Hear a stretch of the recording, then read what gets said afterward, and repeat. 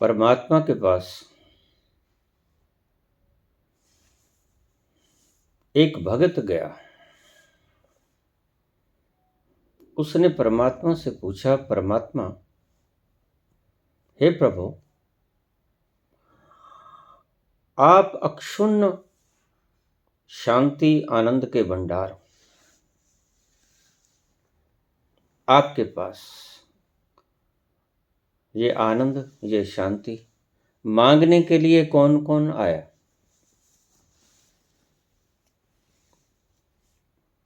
भगवान कहते, भक्त, मेरे पास सभी आए। बड़े बड़े ओहदों वाले आए, माल खजानों वाले आए, मान सम्मान वाले आए,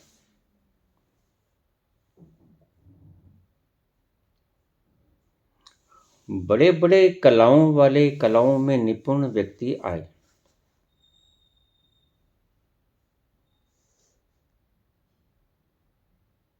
सुख मांगने के लिए, आनंद मांगने के लिए, शांति मांगने के लिए। लेकिन मेरे पास एक व्यक्ति नहीं आया। वो कौन प्रभु? एक व्यक्ति नहीं आया। वो किस तरह का व्यक्ति था? कौन नहीं आया आपके पास? मेरे पास एक व्यक्ति नहीं आया। अहंकारी व्यक्ति नहीं आया, भ्रमित व्यक्ति नहीं आया,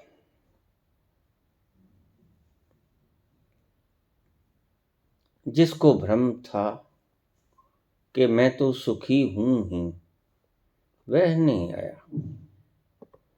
बाकी सभी आए।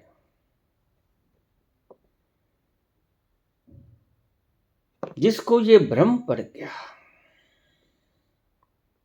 कि मैं सुखी हूं ही, वह मेरे पास नहीं आया। उसे ही मैं अहंकारी कहता हूं, जिसे इल्यूजन हो गया है कि मैं सुखी हूं।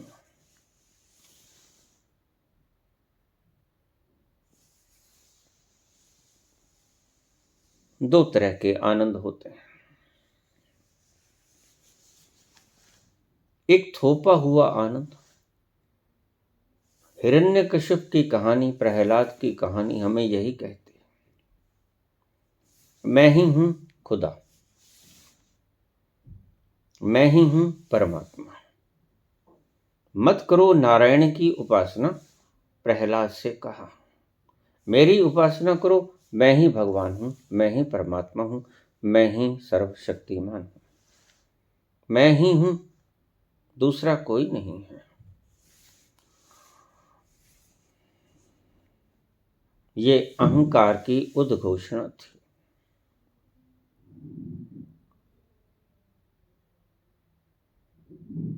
कृष्ण ने भी बिल्कुल यही शब्द दोहराए।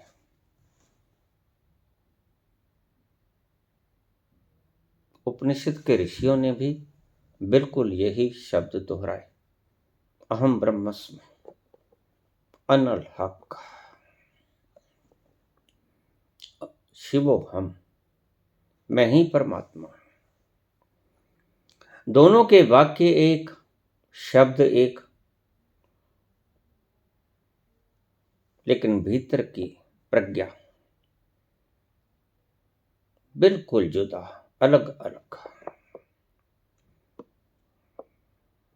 एक ने जाना नहीं उस परम रस को, बस जैसा है वह चेष्टा कर रहा है अपने आप को सर्वव्यापी सिद्ध करने की, सर्वशक्तिमान सिद्ध करने की, सर्वज्ञ सिद्ध करने की। और एक वो व्यक्ति है जो सब जानता है। कृष्ण भी है, कबीर भी है, नानक भी है, और हिरण्यकश्यप भी है। हिरण्यकश्यप की कहानी का पुराणों में और कोई अर्थ नहीं, यद्यपि ये तुम्हें भागवत सुनाने वाले लोग इसका अर्थ नहीं बताते, जानते नहीं। हिरण्यकश्यप ने घोषणा कर दी, मैं ही परमात्मा हूं और मुझे परमात्मा मानो, मैं ही हूं। लोगों ने मानना भी शुरू कर दिया। अंध भक्त बहुत होते हैं, बड़ी शीघ्रता से फुसलाए जा सकते हैं।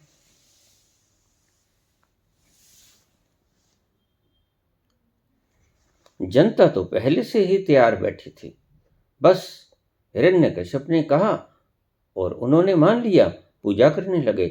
परंतु उसका खुद का ही बच्चा प्रहलाद बागी हो गया। नहीं नहीं, तुम परमात्मा नहीं, परमात्मा तो एक नारायण है, नारायण हरि हरि।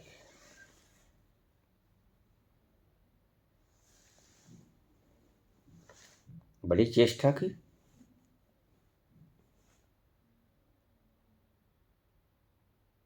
क्योंकि नकली प्रसिद्धि पाने वाला व्यक्ति हर चेष्टा करता है कि यह मुझे असली मान ले।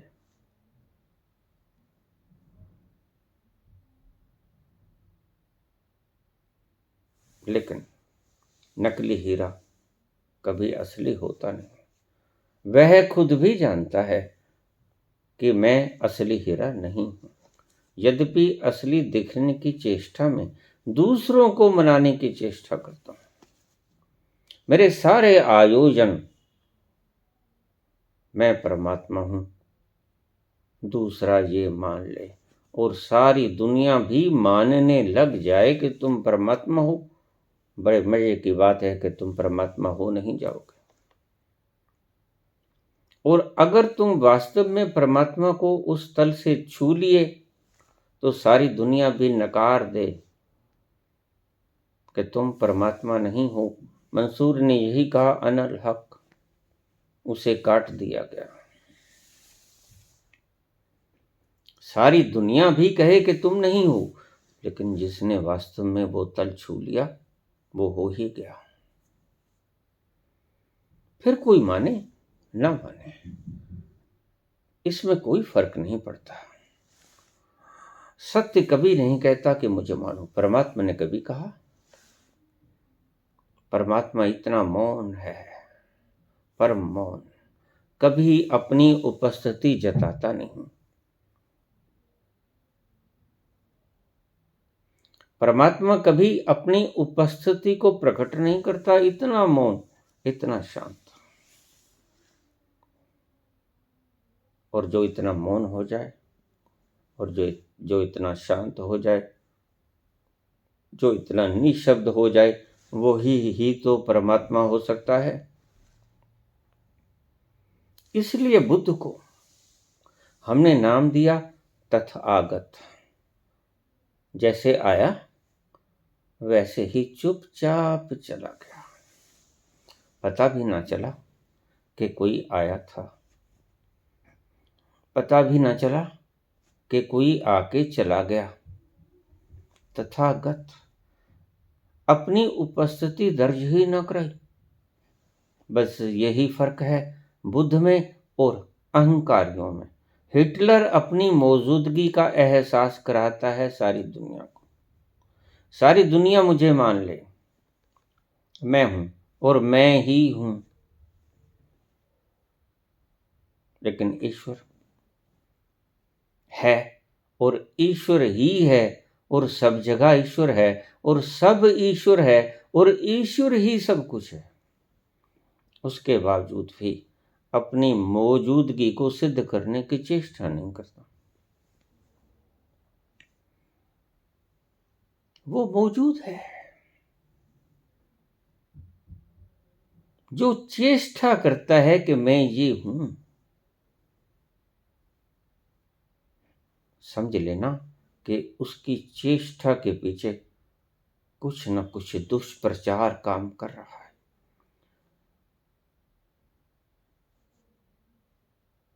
यह है दुष्प्रचार कि मैं परमात्मा हूं। हिरण्यकश्यप ने भी कहा, कृष्ण ने भी कहा, अहम त्वां सर्व पापेभ्यो मोक्षयिष्यामि मा शुचः।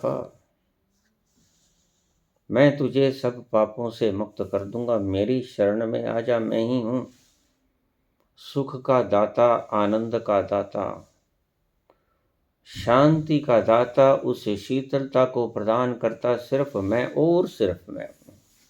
तू एक मेरी शरण में आ जा, अनन्यास चिंतयन्तो माम ये जनाः पर्युपास्ते तेषां नित्याभियुक्तानां योगक्षेमं वहाम्यहम्। मैं तेरी सभी चिंताओं को हर लूंगा।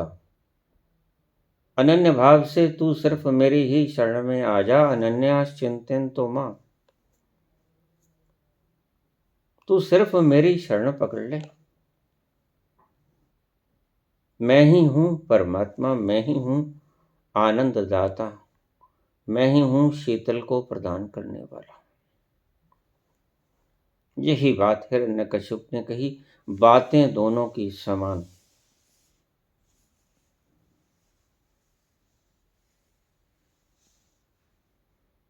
स्थितियां दोनों की अलग अलग। एक वास्तव में छाया हुआ है अपनी सृजना में, सृष्टिकर्ता अपनी सृजना में समाया हुआ है।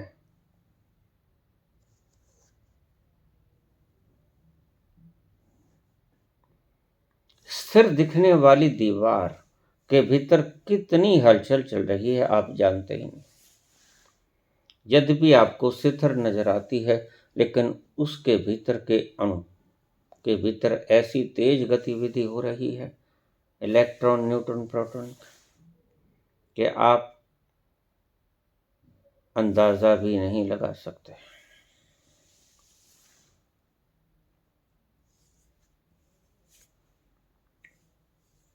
सभी आए, एक अहंकारी नहीं आया। अहंकारी कभी जाएगा भी नहीं।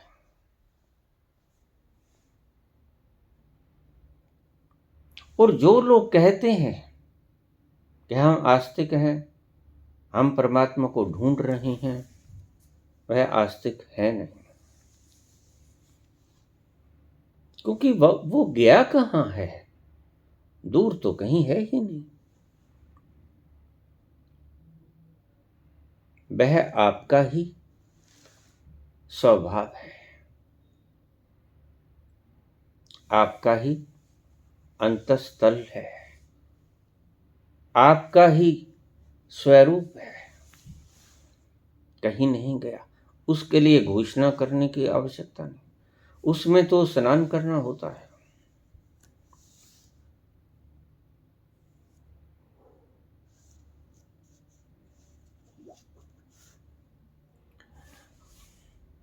किव कर आखां किव सलाही, मैं तेरी सलाह कैसे करूं प्रभु,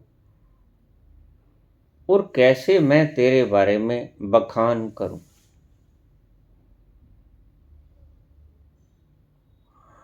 क्यों वर्णी किम जाना, किस प्रकार से तेरा वर्णन करूं, और किस प्रकार से तुम्हें जानूं। कोई रास्ता नहीं। ना तेरी शलाघा हो सकती है, ना तेरे बारे में कुछ कहा जा सकता है, ना कोई वर्णन कर सकता हूं, और तुम्हें जान भी नहीं सकता।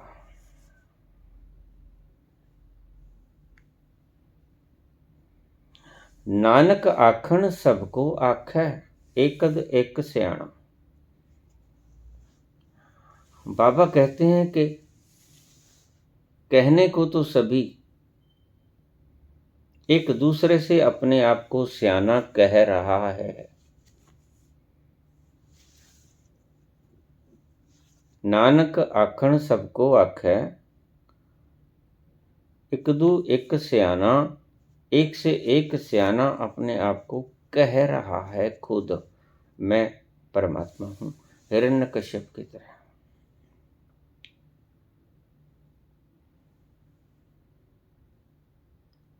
लेकिन ना उसका बखान हो सकता है, ना उसका वर्णन हो सकता है, ना उसको खोजा जा सकता है,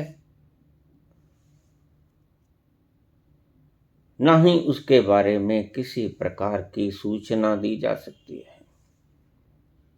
बस उसको पिया जा सकता है, उसका स्वाद भी नहीं बतलाया जा सकता, उसके भीतर डुबकी लगाई जा सकती है, उसके भीतर विलीन हुआ जा सकता है। कई मूढ़ लोग मुझसे प्रश्न कर लेते हैं, परमात्मा दिखाओ। अब उनसे क्या कहूं, मैं प्रणाम कर लेता हूं, किसी को और की शरण में जाओ। इधर तो नामुमकिन है, किसी और की शरण में जाओ, क्योंकि जिसे तुम परमात्मा समझते हो वैसा परमात्मा मैं तुम्हें दिखा नहीं पाऊंगा। तुम ये काले पीले परमात्मा समझते हो, तुम ये 1000 लाख हाथों वाले परमात्मा समझते हो। तुम वो हाथों में शंख चक्र लिए, अस्त्र शस्त्र लिए, 4 हाथों वाले, 1000 हाथों वाले, 1000 सिरों वाले, मूढ़ता से बनाई हुई तुम्हारी मूर्तियों को परमात्मा समझते हो। वैसा परमात्मा मैं तुम्हें कभी नहीं दिखा पाऊंगा। किसी और के पास जाओ, जिसने गढ़े हैं उनके पास जाओ। मैंने तो गढ़े नहीं, मैंने तो बनाई नहीं। ये काले पीले परमात्मा तुम ही उनसे ही पूछो जिन्होंने बनाए, मुझसे मत पूछो। मुझसे पूछना है तो उस परमात्मा के बारे में पूछो जिसको मैंने पिया है, जाना नहीं, पिया है, उसके भीतर खुद विलीन हुआ है मैं, उसका स्वाद चखा है। लेकिन उसका स्वाद कुछ ऐसा जो गूंगा गुड़ खाए के कहे कौन मुख स्वाद। कितने ही शब्द गढ़ लो, तुम्हारी सारी लिपियां कमजोर पड़ती हैं उसके वर्णन करने में। यही बाबा कहते हैं, किव कर आखा किव साला, कैसे कहूं,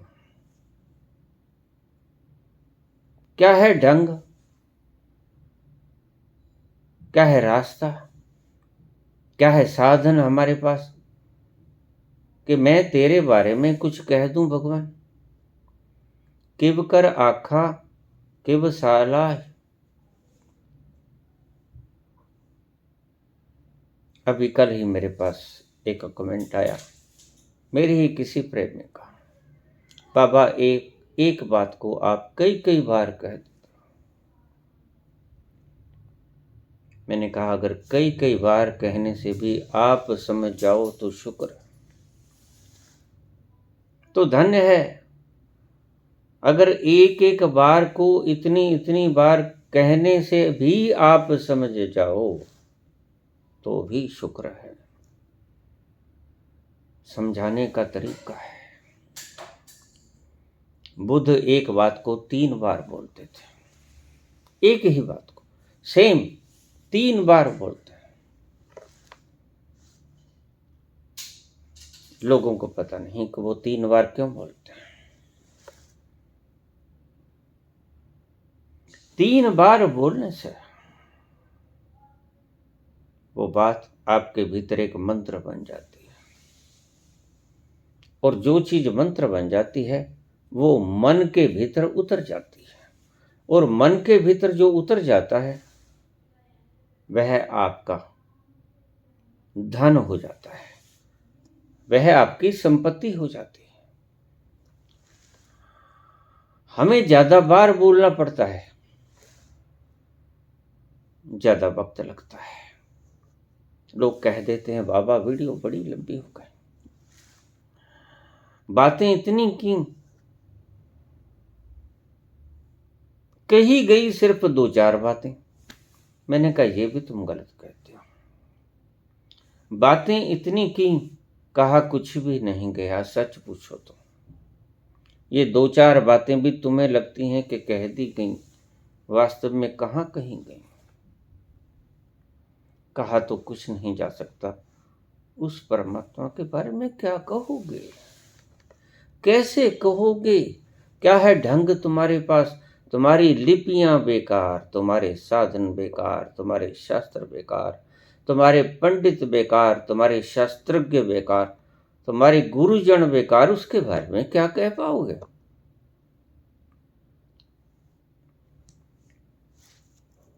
किव कर आखा किव सालाह, और मैं इतनी बार बोलता हूं और देखना फिर प्रश्न आ जाते हैं उसी बात के ऊपर। इतनी बार बोलने के बाद भी प्रश्न आ जाते हैं कि बाबा नहीं समझ आई।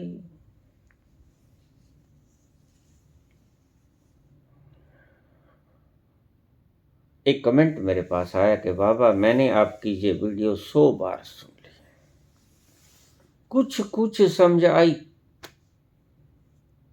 मैंने कहा मत सुनो, नहीं समझ आएगी। सुनने से कभी समझ आई है। मूड मत बनो, मैं तुम्हें सुनाना भी नहीं चाहता। उस राह पे चलो, उस तल को छू लो जिसे आप समझना चाहते हो। मैं चाहता हूं कि आप वहां हो जाओ। तुम चाहते हो कि वे हमारी क्षुद्र बुद्धि में समझ आ जाएं, और क्षुद्र बुद्धि में कभी वो समझ आता नहीं। वह विराट आपकी छोटी सी बुद्धि में कैसे कैद हो जाएगा। तो ऐसे बात हुई, एक तोते के पिंजरे में हाथी को कैद कर देना। तुम्हारी ये बुद्धि बड़ी सीमित है, तुम्हारी ये बुद्धि बड़ी छोटी है। चूहेदानी के भीतर कैसे आएगा शेर, कैसे जाएगा हाथी, और वो तो परम, उसका तो कोई मेजरमेंट नहीं, पैमाना ही नहीं। वो कैसे तुम्हारी बुद्धि में। ये तो बिल्कुल ऐसे ही जैसे कंप्यूटर ये समझे कि कंप्यूटर को बनाने वाला हमारे इंस्ट्रूमेंट्स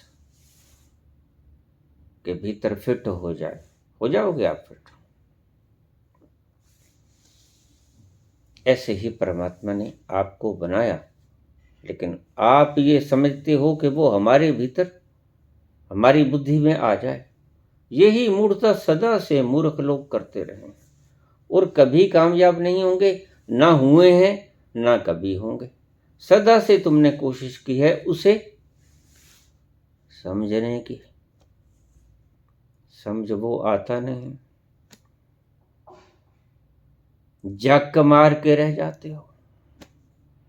तुम्हारी समझने की चेष्टा ही बाधा बन जाती है। किसी राह पे चले हो, वहां खड़े व्यक्ति से पूछ लिया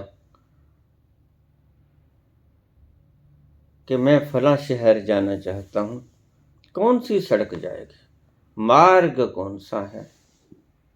उसने आपको बता दिया इशारा करके, इस सड़क के ऊपर निकल जाओ।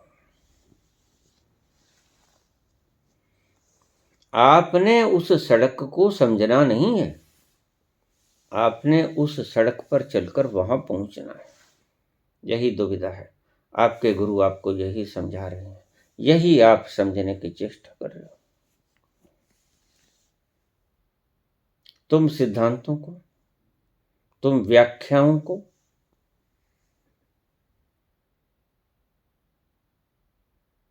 तुम स्मृतियों को समझने की चेष्टा करते हो, और समझ में वो कभी आती नहीं।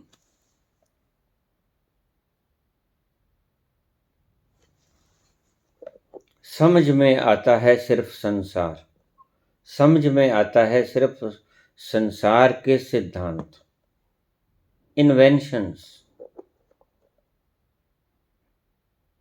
उसकी क्रिएशन का इन्वेंशन कानून समझाता है आपको सिर्फ मात्र,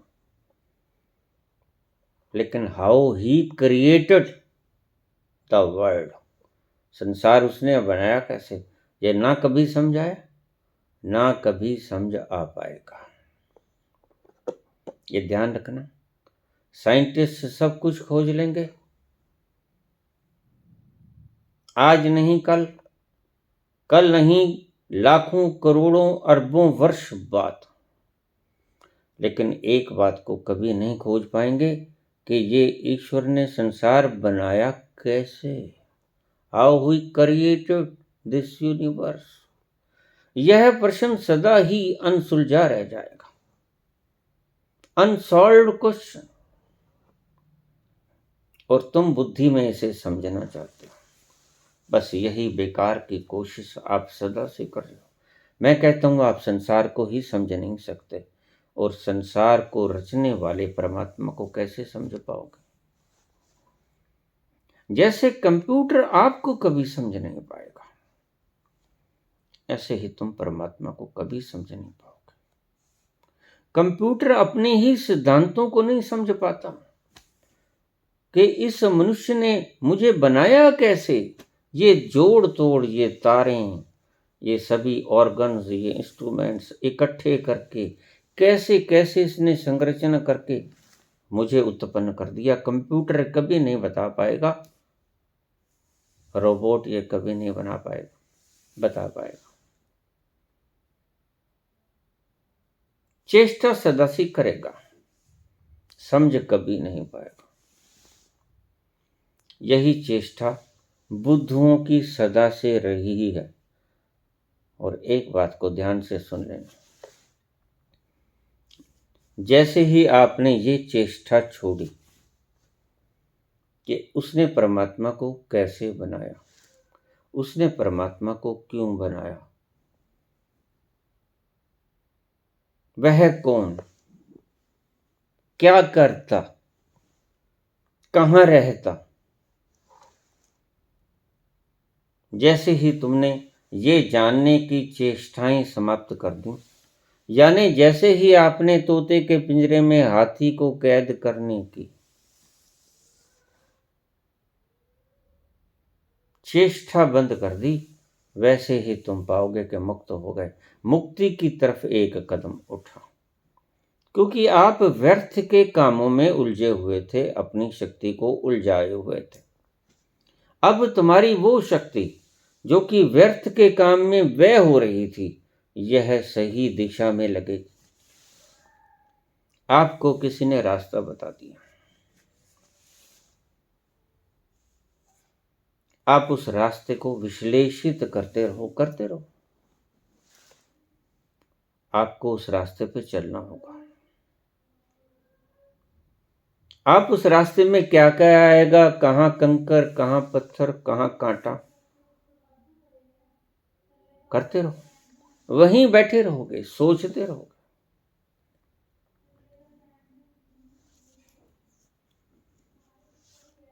वहां पहुंच कभी नहीं पाओगे।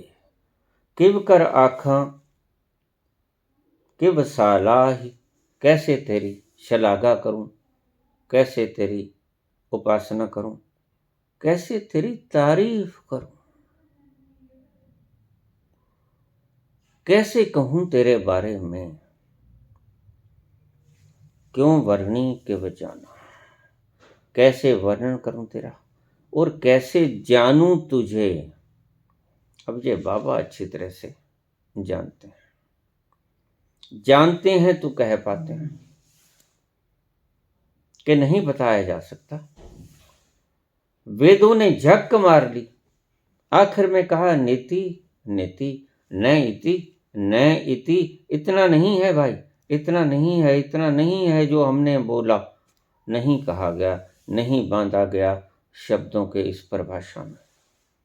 लिपियों के इन शब्दों में वो आया नहीं।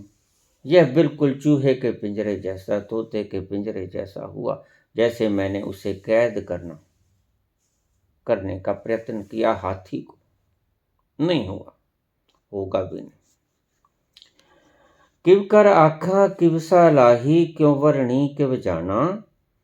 नानक आखन सबको आखे, एकद एक सियाणा। अपने आप को सब एक से एक ज्यादा सियाना समझते हैं, ये बात अलग है। बाबा कहते हैं एक दूसरे के ऊपर तुम आधिपत्य जमाने की सदा चेष्टा करते हो, और यही चेष्टा, अब आप ठीक समझ लिए इस बात को, यही चेष्टा शत्रुता का कारण बनती है।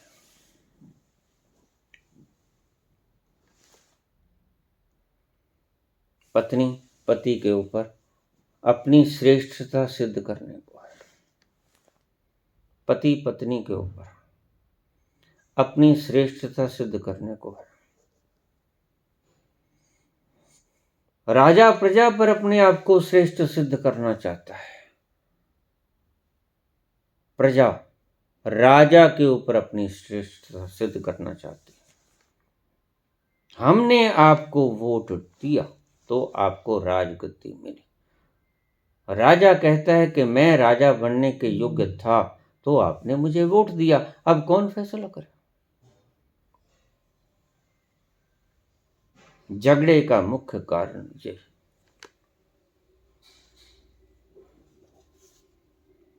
नानक आखण सबको आखे। नु कहने को तो क्या है, बाबा कहते हैं सभी कह रहे हैं, एक दू एक सियाना, एक से एक ऊपर मैं सियाना हूं। ऐसे कहने से कोई सियाना हो नहीं जाता, कहने मात्र से कोई सियाना नहीं होता। सियाना कौन होता है? सियाना वो होता है जिसने ये जान लिया कि वह जाना नहीं जा सकता। बड़ा अजीब मसला है। उसको जानने की इच्छा को त्यागना होगा। वह बनने की इच्छा छोड़नी होगी। श्रेष्ठ होने की चेष्टा का परित्याग करना होगा। तुम एक दूसरे से श्रेष्ठ होने की चेष्टा में संलग्न हो।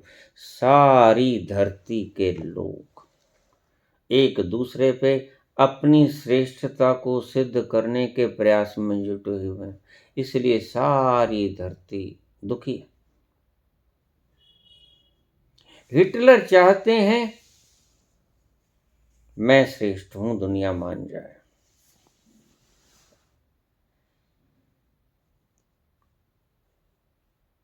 दुनिया मानते हैं।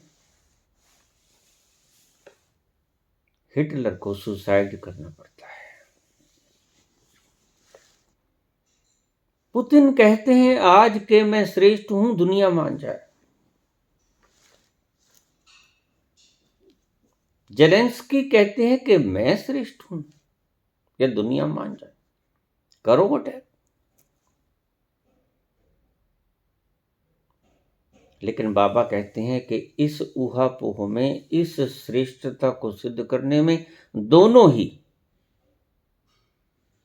कुछ पा ना सकेंगे, दोनों ही खोएंगे, पाएगा कोई नहीं। अगर तुम जीत भी गए तो पाओगे, जीत के भी हार जाओगे, क्योंकि हराने वाला बलि मौत सदा से तुम्हारे साथ साथ साथ चल रहा है। तू जहां जहां चलेगा मेरा साया साथ होगा, वो मिटाने को तुम्हारे साथ साथ। तुम कितने ही श्रेष्ठ सिद्ध कर लो अपने आप, श्रेष्ठ सिद्ध होने के बावजूद वो तुम्हें खाक में मिला देगी। वो परछाई को तुमने कभी देखा नहीं, इसलिए भूल जाते हो, बुलक्कड़ हो। नानक आखण सबको आखे, एक दू एक सियाणा। एक से एक सियाणा अपने आप को कह रहे। विश्व के तमाम राजनीतिक नेता, तमाम वैज्ञानिक, तमाम बुद्धिजीवी एक दूसरे के ऊपर अपनी श्रेष्ठता का प्रदर्शन करने की निरंतर चेष्टाएं करते रहते हैं। और बाबा कहते हैं यही दुख का एकमात्र कारण है, यही झगड़े का एकमात्र कारण है। और क्या झगड़ा है? भला इन्होंने साथ क्या ले जाना है? क्या पुतिन साथ लेके जाएंगे? क्या जेलेंस्की साथ लेके जाएंगे? इनका झगड़ा क्या है? मैं श्रेष्ठ हूं, मैं ही श्रेष्ठ हूं, मैं ही हूं। वही हिरण्याकश्यप की बात, मुझे मान लो, मैं ही परमात्मा। पति कहता है मुझे मान लो, मैं श्रेष्ठ हूं। पत्नी कहती है नहीं नहीं, मैं श्रेष्ठ हूं। मित्र कहता मैं श्रेष्ठ हूं, और दूसरा मित्र कहता मैं श्रेष्ठ हूं। राजा कहता मैं श्रेष्ठ, प्रजा कहती मैं श्रेष्ठ। श्रेष्ठ कौन? श्रेष्ठ वो जिसने जान लिया कि मैं श्रेष्ठ नहीं। अब उल्टी बातें, ये अध्यात्म की बातें उल्टी होते हैं। यहां 2 और 2 4 नहीं होते, 2 और 2 शून्य भी होते हैं। बस मसला तो जमा और माइनस का है। 2 और 2 को जोड़ोगे तो 4, और 2 और 2 को घटाओगे तो 0।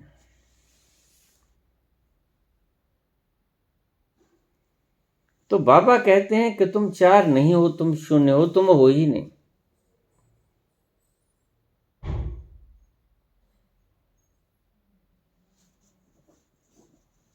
ऐसे कहने के तो सभी एक से एक सियाना अपने आप को कहते हैं और मनवाने की चेष्टा में निरंतर संलग्न है एक दूसरे से। सभी लोग चेष्टा युक्त हैं। जो प्राइम मिनिस्टर की कुर्सी पर बैठा है उसे पता नहीं कि जिसके ऊपर तुम विश्वास करते हो, थोड़ा सा होशियार यार जानी ये रास्ता ठगों का। ये जो नीचे बैठा है कुर्सी पे नंबर 2, होशियार यार जानी ये रास्ता ठगों का, यहां जरा नजर चूकी तो माल दोस्तों का। ये तुम्हारी टांग खींच लेगा थोड़ा सा कमजोर होने, इसलिए होशियार है। ये फिराक में ही बैठा है, कब मैं हथिया लूं इसकी कुर्सी को। इसलिए हमेशा ही लोग कहते हैं कि मैं जिसको दोस्त बनाता हूं बेवफा निकलते हैं। निकलते नहीं, होते ही हैं। तुम गलती में। जैसी जीवेषणा तुम्हारे भीतर है वैसी ही उसमें है। अगर दूसरे में जीवेषणा ना होती तो वो तुम्हारा ही मित्र ना होता, वो सर्व का मित्र होता। समग्र सृष्टि उसकी मित्र होती, विश्वामित्र होता। विश्वामित्र का नाम इसलिए पड़ा विश्वामित्र। वह अपना स्वर्ग, कहानी है कि विश्वामित्र ने अपना स्वर्ग खुद निर्मित किया। इसके भीतर एक बहुत गहरा उपदेश था। अकेला विश्वामित्र ही नहीं, कोई भी व्यक्ति विश्वामित्र हो जाता है अगर वो विश्व के साथ मित्रता कर ले, अगर वो जान जाए कि समग्र विश्व में मैं ही मैं हूं, या तू ही तू है, उसे कोई फर्क नहीं पड़ता। जो जान लेता है कि समग्र विश्व में एक ही है,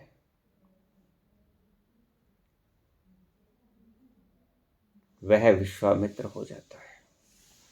अभी 10 दिन पहले मेरे पास प्रश्न आया कि मुझे लगता है कि ये संत जन अपने भले के लिए ही बोलते हैं। मैंने कहा बिल्कुल ठीक कहा आपने।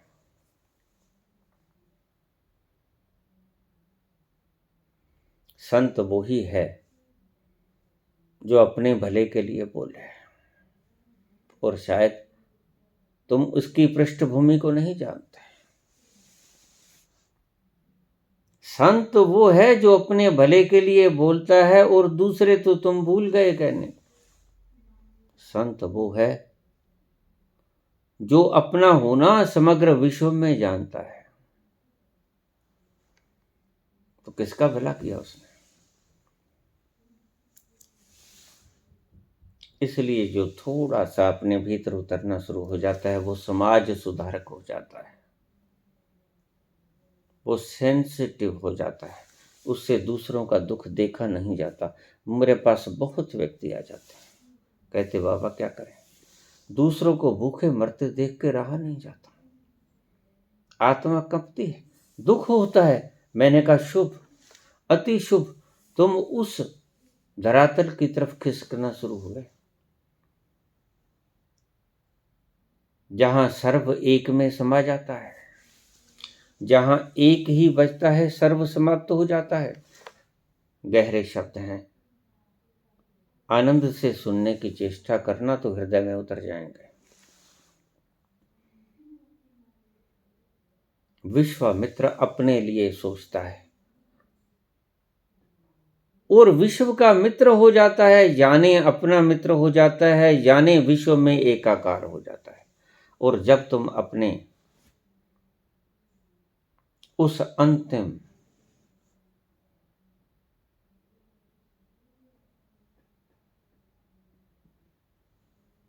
अनुभव में उतरोगे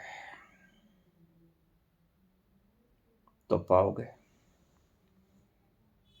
कि तुम एक जगह नहीं हो, तुम समग्र सृष्टि के कण कण में विद्यमान हो। तभी तो विश्वामित्र हो पाओगे, अन्यथा एक के भीतर कैद होकर तुम विश्वामित्र कैसे हो पाओगे।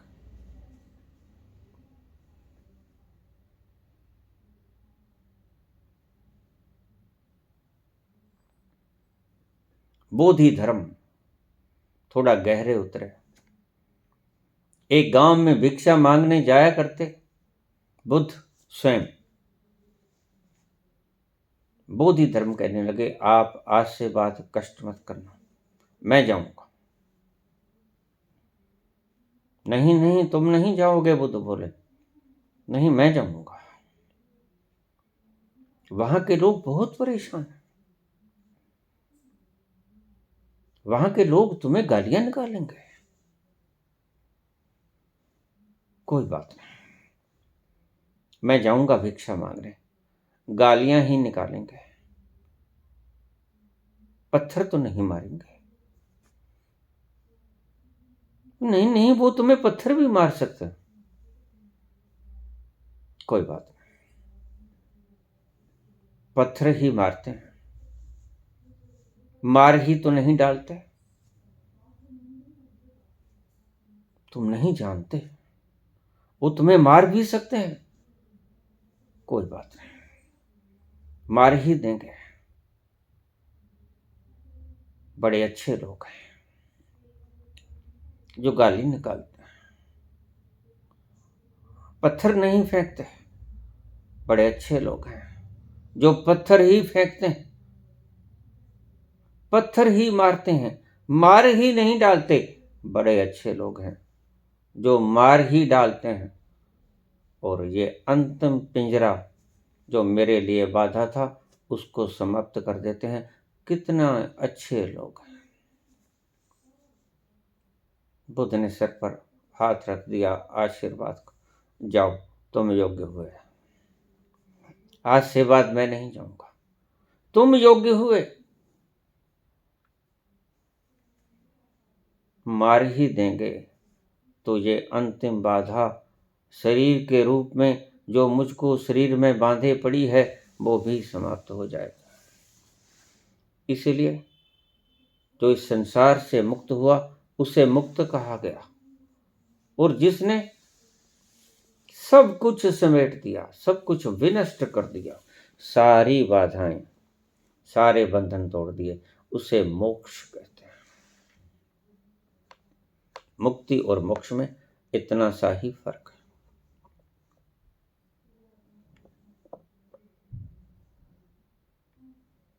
विश्वामित्र वो है जिसने मान लिया नहीं, जिसने जान लिया। जिसने अपना ही फैलाव जान लिया। सारी सृजना में, सारी सृष्टि में, सारे अस्तित्व में, सारी एग्जिस्टेंस में मैं ही मैं हूं, दूसरा कोई नहीं। इसलिए कृष्ण कहते हैं सर्वधर्मान प्रत्यज्य मामेकम शरणम व्रज, मुझे एक में समा जा।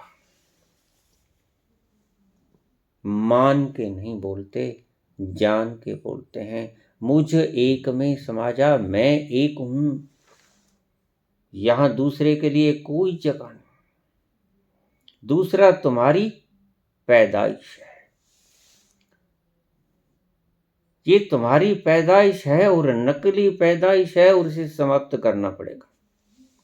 और इसी को समाप्त करने का नाम मुक्ति है, इसी को समाप्त करने का नाम मोक्ष। दादू दूजा को नहीं, सारे संत उसी एक बात की तरफ इशारा करते हैं। और ये जो भ्राता ने कल कमेंट किया कि आप एक बात को 3-3 बार, कई बार बोलते हो, धन्य है, पहचान तो गए। क्यों बोलता हूं जरा ये भी जान लो। मैं एक ही बात बोलता हूं, चाहे 3 बार बोलूं, चाहे 3000 बार बोलूं, चाहे 3 लाख बार बोलूं, बात मैं वही बोलूंगा। आप थोड़ा अंदर जाके देखो कि मैं बोल क्या रहा हूं, मेरा इशारा है किस तरफ।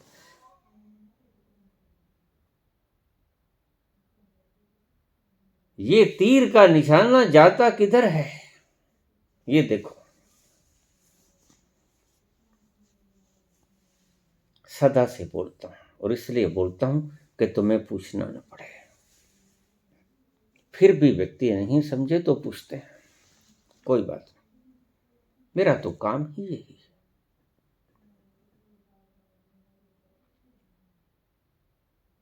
जिसने जाना वो बांटेगा भी।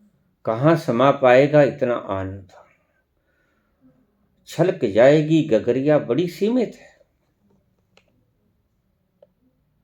वो छलकती हुई गगरिया बांटेगी नहीं, बट ही जाएगा। छलकना ही बटना है, उस अमृत का छलकना ही बटना है। संत को ये मत कहना कि बड़ा दयालु है।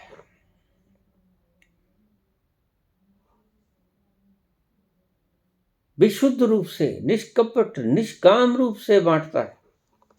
नहीं, गलत समझे, बट ही जाता है। क्या करेगी गगरिया जब भर जाएगी ऊपर तक, छलकाएगी, छलक छलक जाएगा। वो अमृत का तत्व छलक छलक जाएगा, छलकाएगी नहीं, उसमें उसकी कोई भूमिका ही नहीं। गगरिया की कोई भूमिका नहीं छलकाने में। जब भर जाएगी खुद ही छलक जाएगी। और ये जो हम बोलते हैं ये छलका हुआ अमृत है, हमारा इसमें कुछ नहीं। यह वो प्रभु जब फरमाए तिब तिब बप्पा, वह गगन मंडल से फेंकता है इसे, और गगरिया पहले से भरी पड़ी तो छलकेगा ही, और होगा भी क्या।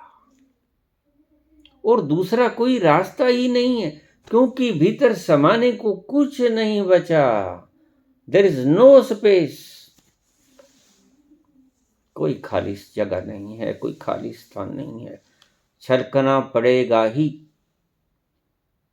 इसलिए संत 3 बार बोले ये तो बहुत कम है, 3 लाख बार भी बोले तो भी कम है।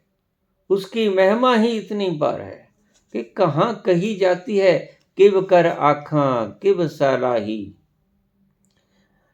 किव वर्णी किव जाना। कैसे जानू, कैसे वर्णन करूं। नानक आखण सबको आखे, एकद एक से आना। एक से एक अपने आप को सभी सियाना कहते हैं, इसी चक्कर में उलझाव खड़े होते हैं। लोग मुझे कहते हैं बाबा बहस कर लो। मैंने कहा मैं हार गया, तुम्हारा प्रयोजन सिद्ध हुआ, काहे तकलीफ करते हो, थोड़ा राम राम कर लो। आसन जमा पड़ा है घर पे, काहे खुजलाने आ गए सर, तुम्हारा मंतव्य मैं पूरा कर देता हूं, तुम जीतना चाहते हो, मैं हार गया। नानक आखन सबको आखे, एकद एक सियाना, तुम दूसरे को जिता दो। यही तरकीब है झगड़ा मिटाने की। आदमी स्त्री का सदा से इकट्ठा रहना एक छत के नीचे। मैं सूत्र बता देता हूं। दूसरे को श्रेष्ठ कह दो, हो जाना, कोई बात नहीं। दूसरे को हाथ जोड़ लो, पत्नी के पांव हाथ लगा दो, तू श्रेष्ठ, और पत्नी पति के हाथ लगा दे, तू श्रेष्ठ। झगड़ा खत्म। अगर खत्म ना हो तो मैं जिम्मेवार हूं। दूसरा श्रेष्ठ होने की चेष्टा में झगड़ा करता है। इस झगड़े को मिटाना है तो जैसे मैं झगड़ा मिटाता हूं, मेरे पास कमेंट आते हैं, कहां जवाब देता हूं। मैं उसको रिमूव कर देता हूं। ज्यादा कोई तंग करे तो मैं हाइड कर देता हूं, ब्लॉक कर देता हूं। जब मैंने जवाब देना ही नहीं, जब मैंने बहस करनी ही नहीं है, उसके बारे में कभी बहस हो सकती है मूढ़ो? वो इतना विशाल, क्या क्या बहस करोगे उसके बारे में? यही बात बाबा कहते हैं। किव कर आखा किव सलाही, क्यों वर्णी किव जाना, नानक आखन सबको आखे, एक दू एक सियाना। एक से एक अपने आप को सियाना कहते हैं। घर के झगड़े मिटाने को मैंने आपको एक सूत्र दे दिया। ये झगड़े का कारण मैंने ढूंढ के आपको बता दिया। एक दूसरे से अपने आप को श्रेष्ठ सिद्ध करने के कारण ही झगड़ा होता है। और अगर कोई स्त्री कोई पुरुष झगड़ा करता है, तुम उसके पांव छोड़ो कि भाई तुम श्रेष्ठ हो।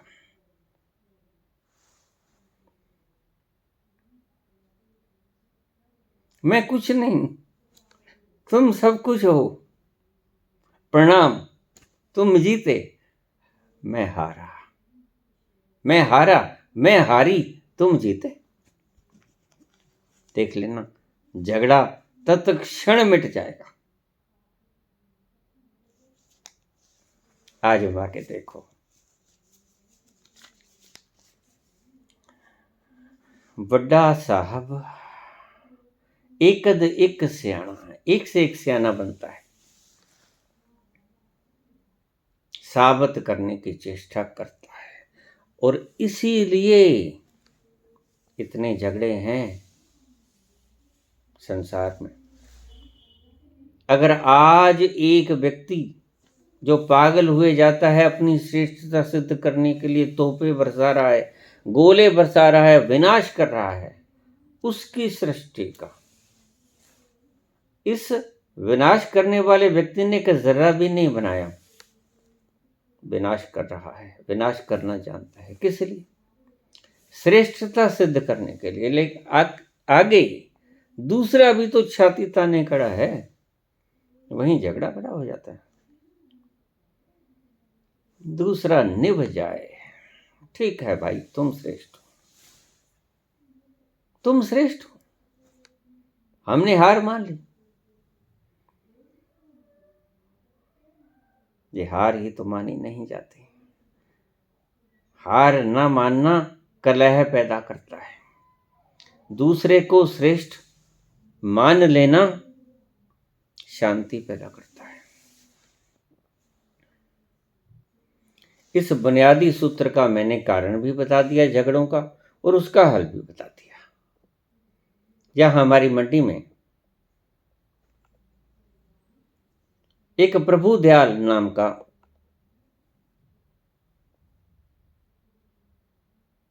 नाई हुआ करता था।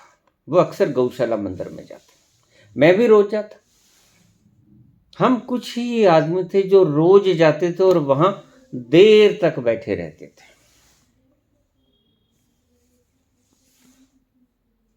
तो एक दिन मुझे कहानी सुनाने लगा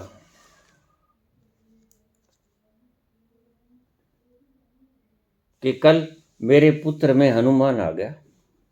मैंने कहा है हनुमान आ गया? हाँ, कल हनुमान आ गया सेडू में। सेडू उसके पुत्र का नाम था। अच्छा, फिर क्या हुआ? सिर मारने लग गया। मैं हनुमान हूं। तो लोग इकट्ठे होने शुरू हो गए, कुछ पांव पड़ने लगे, कुछ उससे श्रेष्ठ सिद्ध करने की चेष्टा में लगे। देखते ही देखते जमघट जम गया। और प्रभु दास मेरे को कहते हैं कि मैं देख रहा हूं सारा तमाशा। आसपास के लोग हनुमान आ गए, हनुमान आ गए, सेडू नाई में हनुमान आ गए। सब इकट्ठे हो गए, कुछ तो चरणों में पड़ने लगे, कुछ उससे भी श्रेष्ठ सिद्ध करने की चेष्टा करने लगे। एक आदमी फिर सिर मारने लगा। वो कहता मैं राम, तुम हनुमान, मैं राम। अब हनुमान को तो भाग जाना चाहिए ना राम के आगे। वो तो सेवक है, अंतरंग सेवक है। वो सिर मार रहा कि मैं हनुमान, और दूसरे ने सिर मारना शुरू कर दिया कि मैं राम। अब तीसरा उससे भी श्रेष्ठ सिद्ध करने को है। उसने सोचा अब मैं क्या कहूं, अब राम से ऊपर कौन? अचानक दिमाग ने काम किया, उसने सिर मारना शुरू कर दिया। लोग पांव भी पड़े जा रहे हैं, और तीसरे ने सिर मारना शुरू कर दिया। वो कहते तुम कौन? कहते मैं राम का बाप दशरथ।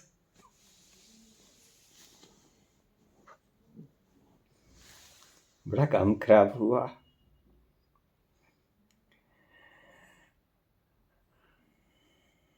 एक से एक सियाना करने की चेष्टा सभी आदमी कर रहे हैं। यही झगड़े का कारण है। और प्रभु दयाल कहने लगे, फिर मैंने कहा कि देखो जो हनुमान है उससे बोला कि प्रभु आप हनुमान हो? कहता हाँ मैं हनुमान हूं। तो मुझे एक बात बता दो, कल सट्टा क्या आएगा ये बता दो। तो उसने धुरली ली सर, कहता गया हनुमान गया। सट्टा पूछने के नाम पर हनुमान भागेगा ही, और क्या करेगा।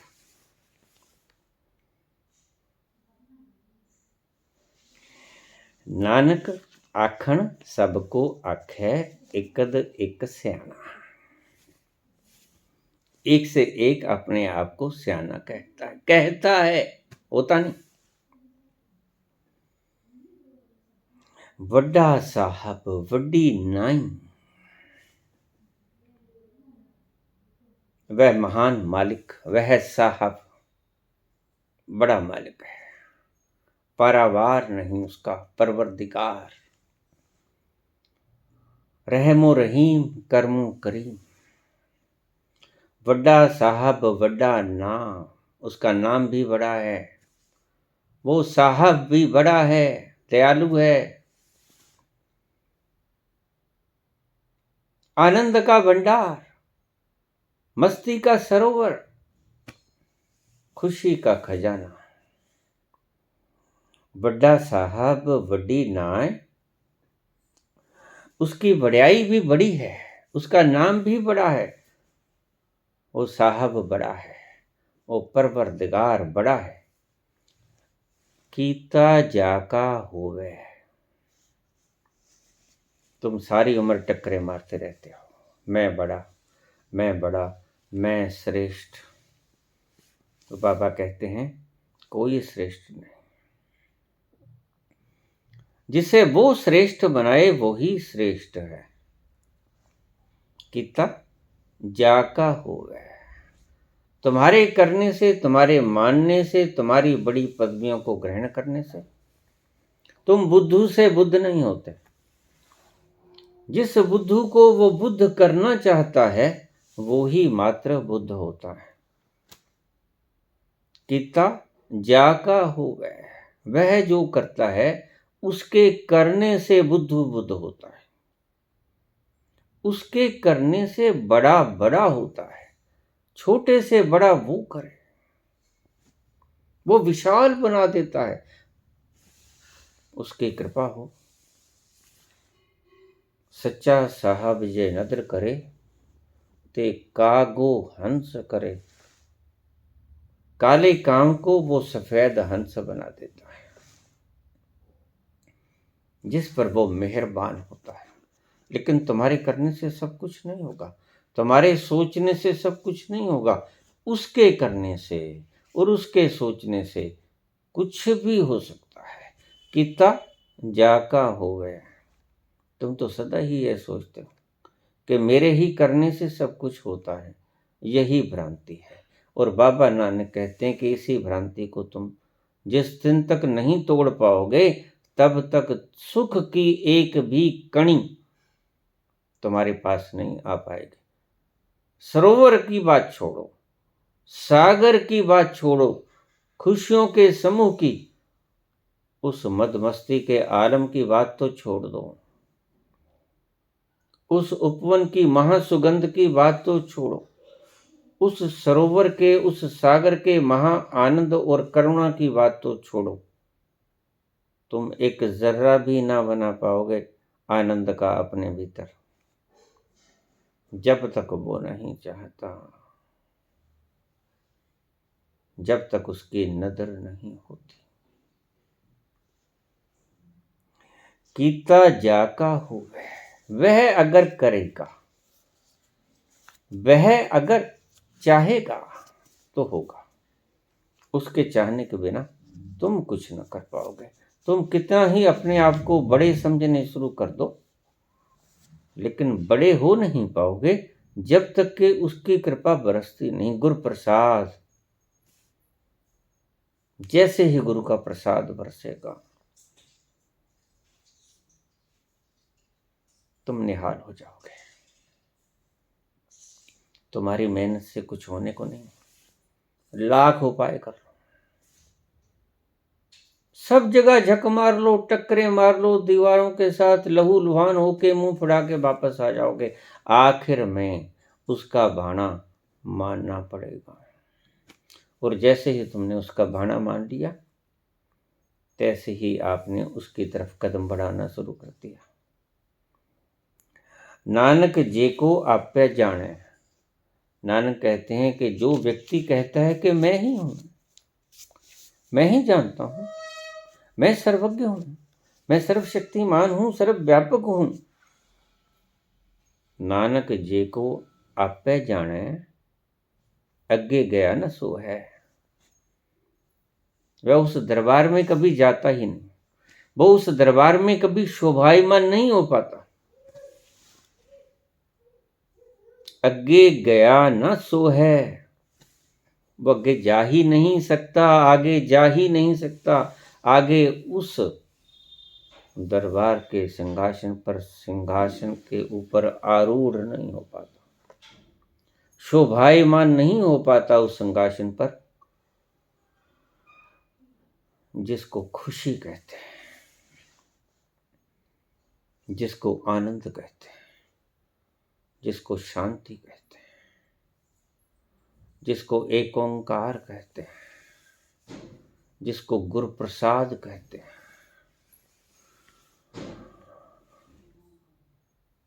उस सिंहासन पर वह व्यक्ति शोभायमान नहीं होगा जो कि यह कहता है कि मैं हूं। जब तक तुम्हारे भीतर मैं बनी रहेगी, मैं ही जानता हूं, अपने आप को ज्यादा सियाने समझोगे। एक दू एक सियाना, तब तक दुनिया सलाम कर सकती है, झुका सकती हो है अपना सिर। दुनिया तुम सिरों पे राज कर सकते हो। इसलिए देखा कि राजा सिर पर मुकुट सजाते हैं। तुम सिर पर राज कर सकते हो, सिर पर ताज बांध सकते हो, लेकिन राज क्या होता है सही? जो सिर पर राज ना करे और तुम्हारी बुद्धियों पर राज ना करे, जो तुमसे ज्यादा समझ ना रखता हो, जो तुमसे ज्यादा व्याख्याएं ना रखता हो, तुमसे ज्यादा ज्ञानी ना हो, सूचनाएं जिसके पास तुम्हारे से बहुत ज्यादा ना हो, तुम प्रभावित ही सदा उस व्यक्ति से होते हो। जो सभी तरह की सूचनाएं रखता है, तुम कहते हो महाज्ञानी, तुम बुद्धू हो। वो भी बुद्धू है जिसे तुम महाज्ञानी मानते हो, क्योंकि तुम बुद्धू हो। बुद्धू महाबुद्धू को ही बुद्धू नहीं बुद्ध मानेगा। जिसके पास ज्यादा सूचनाएं हैं उसको ही तुम पूछते हो।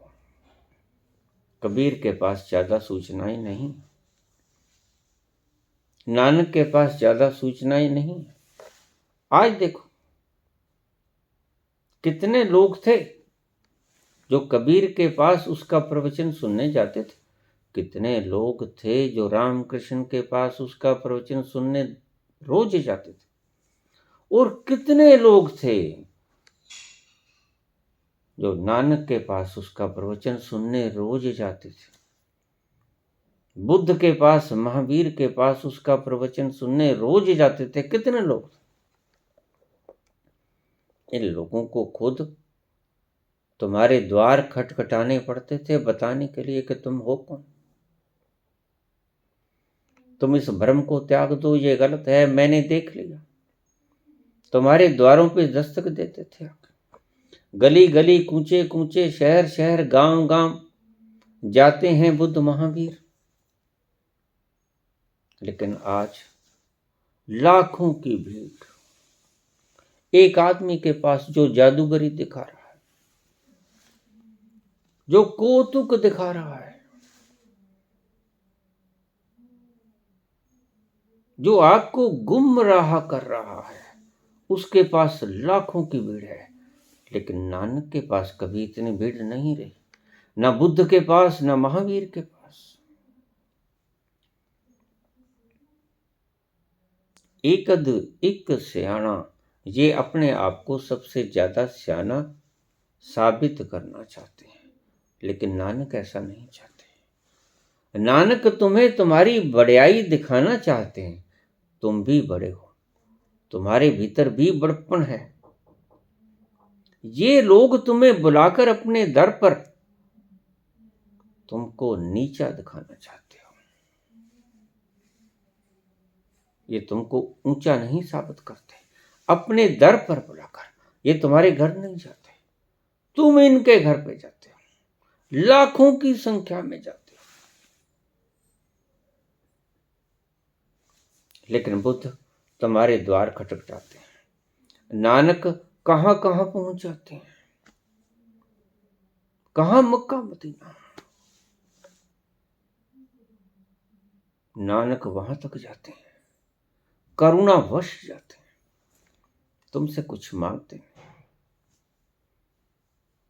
तुम उन्हें बिना मांगे गालियां भी देते हो, तुम उन्हें बिन मांगे थूकते भी हो उनके ऊपर, तुम उनके ऊपर भद्दे भद्दे टिप्पणियां भी करते हो, लेकिन वो कुछ नहीं कहते। तुम अपने आप को सियाना समझ रहे हो, इसीलिए एक चीज से वंचित रह जाते हो, ईश्वर का अनमोल तोहफा, सुख, आनंद, मस्ती। सुरूर, मदमस्ती, मदहोशी, महाखुशी, महा आनंद, अखंड आनंद की धारा से आप वंचित रह जाते हो। एक चीज को चूकना समस्त विश्व को चूक जाना है, और एक चीज को पाना समस्त विश्व को पा लेना है। उसी चीज को जो तुम चूक जाते हो, जिसके पाने से सब कुछ पा लिया जाता है। एक साध है सब सद है,